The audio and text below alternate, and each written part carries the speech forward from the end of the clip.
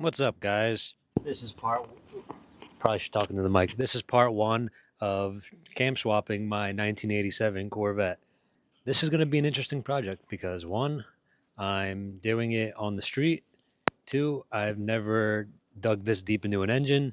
Three, there's a three there, but I don't know. I don't know what the third is. But let's walk over to the car and I'll explain a little more.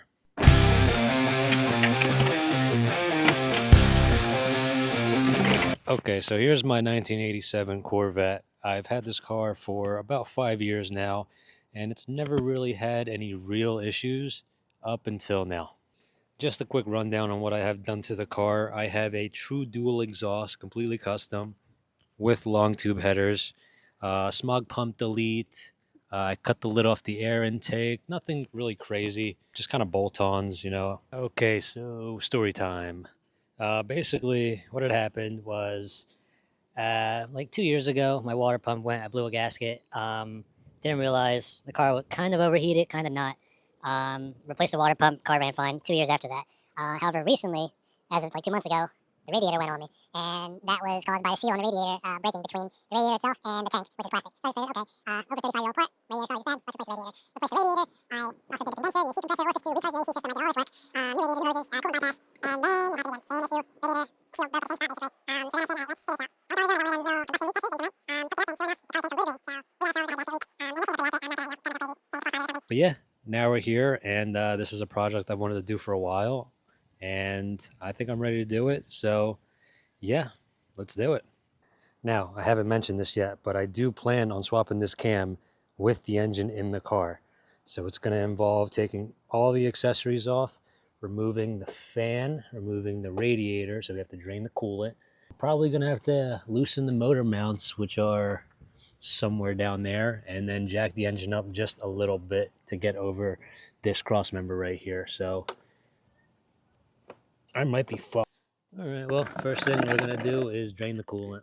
Now, there is a spot on the bottom of the radiator that you can drain this out of, but it's a super small hole, and this is going to take forever. So I'm just going to loosen the bottom radiator hose. Now, I know I'm going to have to remove the fuel rails. So what I'm actually thinking about doing is I'm going to remove the fuel pump fuse and then run the car until it dies, pretty much.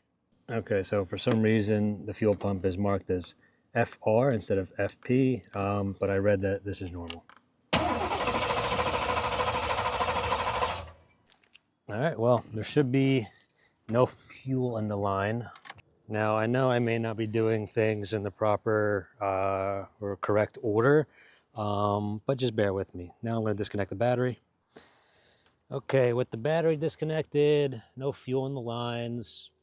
I probably did that so early, but it's fine. I'm going to loosen the lower radiator hose. And honestly, I was thinking I might drain the block too, but we'll see. The way you drain the block is by removing the knock sensor from the bottom. And I've done it before. It's not too bad. Come out. My neighbors are probably looking at me like, there he goes again, working on his fucking shit box.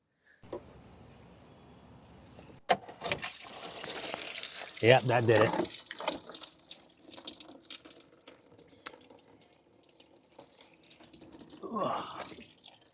Coolant is draining actively everywhere. You want to connect church on Sunday? I'm okay, thank you. I already go to church.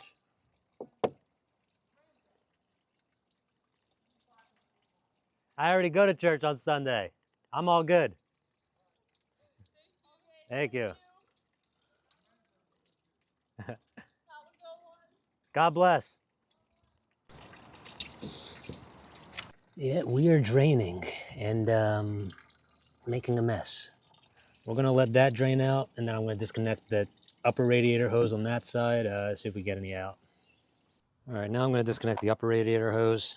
And guys, the coolant does look a little dark. Now keep in mind, I did redo this entire system. I drained the block, I flushed it, and that's how the coolant looks after probably not even 1,000 miles. So it's obviously a little dark. Could be oil or the gases, I'm not too sure, but. All right, got this disconnected. I'm gonna disconnect it from the thermostat.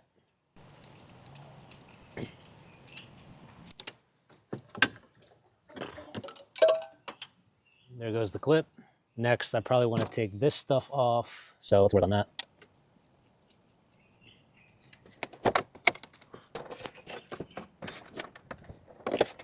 Now, these housings are a pain in the ass to take off. Avoid at all costs ever taking this off. If you do, you're fucked. I'm actually going to zip all the bolts off of the radiator shroud to see if I... No, never mind, I can't do that. And just like that. Oh, almost forgot a clip. Gently pop that off. Voila. It's so annoying taking all this apart again because I literally had this all out like not even 2 months ago. So at least I know how to do it. Most of these are 10s with the exceptions of a few 7s you got up top. All right, in order to get the shroud off, you do have to remove the fan, or at least remove the fan. I will say the bottom bolts for this fan are a lot easier to get from underneath the car, I know from experience. However, the ground is soaked right now, and I'm going to get a little dirty. So I'm going to go clean up, put some gloves on, and let's go at it. Okay, we got some gloves on, and we also have a creeper. So let's use this. All right. Going in. I'm probably going to have coolant dripping all over me, but it's all part of the love for the game. As long as it doesn't get in my eye. Oh yeah, we're coming out. How is this thing still dripping, by the way? Like, I might actually just put it back on just so it kind of stops. All right, whatever. It doesn't want to go back in. I thought I could do it by hand now. I still can't.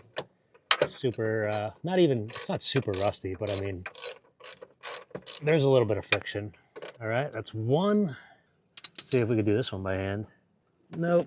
Guys, don't listen to me. Just let it drain from that little plug. Save yourself the mess. I didn't have much experience draining because it kind of just drained itself without me wanting it to. So we got it. Oh, fuck, it's all wet. Oh, my neck hurts. All right. Okay, so it is out. And don't forget it's plugged in, so we're going to have to release that clip. And just like that, we got our fan out. Okay, on that side, there is a bracket with 2 bolts holding on the accumulator. Undo those. On this side, there's only one here holding on the reservoir for the power steering fluid. Undo that one. And then, guys, don't let these ones trick you. There's one here and then one on the opposite side. Super easy to miss, and you'll be wondering why you can't get this thing off. All right, once you get all the surrounding bolts removed, this should come out easily. Oh, actually, I lied. You do need to remove 2 transmission lines on that side. Now, I highly recommend picking up some flare nut wrenches from Harbor Freight. You do not want to strip these transmission lines. These are probably about 15 bucks at Harbor Freight, so very worth it. Guys, take your time. Do not rush through your projects. I am known for rushing, and I have broken many things, many separate occasions, rushing through projects. So just take your time. Do the right job.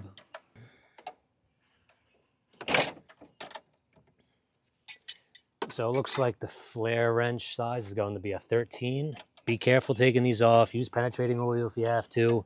Mine were pretty locked on to the point where when I was trying to take them off, the line was bending. I had to use a wrench and pry against the line and the nut. But hey, it worked. Boom. That's the first line. The second line is going to be super annoying because it's at the bottom of the radiator. So you're probably going to have a better bet going in from underneath. Like I said, guys, yo. More horsepower in this? Yeah. Nice. Well, it's got a head gasket leak. So I'm fixing that. And then while I'm in there. Yeah. Excellent. Well, YouTube. And these Chevy engines are all the same. And they're really simple when you like get into it. I could build you a house, but I know zero about cars. Good for you. Yeah, I appreciate that. Nice car, that one. Thank you. Man, hate all you want on the C4 Corvette. This car draws a lot of attention, and people are just interested in it. By people, I mean like old guys. But hey, you learn a thing or two from the old guys, you know? All right, and just like that, we got the 2 transmission lines disconnected. Now I'm gonna go ahead and disconnect this hose right here. I'm gonna disconnect the coolant level sensor, and then I think that's all you have to disconnect to get this housing off. All right, let's start going at it. We're gonna need to move a few things out of the way. Get our sensor here, get that out of the way. Oh, that side popped right out, and then this side came right out, and there you have it. Now, guys, I do want to point out I did make some modifications to this when I took it out last time. For example, this new radiator, I had to widen this a little bit. For the new condenser, I had to cut out these top portions because it would not fit. I believe I did cut this right here so I can go over the lines. But you guys do you know, have a Dremel handy. It's very helpful.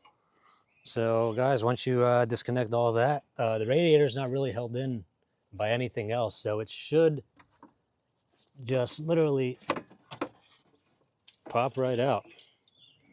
Now this still has a little bit of coolant in it. We'll try to empty this out into the pan. Be careful with the condenser. Here's the plug I was talking about. You can unscrew this and then the radiator will drain. Now, from all the research I've done online, you do not need to remove the condenser or the AC compressor. You could kind of just move them to the side, but we'll see how this goes. The next things I want to take off for this are the smog pump delete, the belt, obviously, and the alternator. After I remove those, I think I'll be happy for part 1. All right, I got the belt off with my trusty dusty breaker bar, 1/2 inch, put on the tensioner, rip that thing, take the belt off, super easy. We're gonna take off the smog pump delete. I got this smog pump delete from Walmart, and not like a physical Walmart, Walmart online, which I guess is kind of like Amazon, so it's not really Walmart, but yeah, it was like 150 bucks maybe. All right, that one doesn't want to really come off, so we're gonna do it by hand with my big muscles. Ugh, good cracks, good cracks. Here's a little Easter egg about my car. I needed a washer or something. I don't know. I think the kit was missing a piece, so I used a socket. I used a 9/16 socket as kind of like a spacer that I needed for this smog pump delete. All right. Just like that, our smog pump delete is out. All right, guys, I feel like we made really good progress for today. Radiator out. What did we do actually? We got the belt off. We got the shroud off, which honestly takes a long time. The intake, you know, all of that mess is out right now, which I'm happy about. I think for part 2, we're going to attack the intake plenum. So everything from the TPI, hopefully all the way down to the intake manifold itself. Probably going to do the valve covers too. We'll see about that. Here's all the parts we removed from the Corvette thus far. And yeah, guys, that's going to do it for part 1. Follow along on this journey. I know I'm for sure going to learn a whole bunch of stuff. And hopefully you guys can learn something too. So yeah, drop a like if you like this video, if it's helpful, and stay tuned for part 2. Later.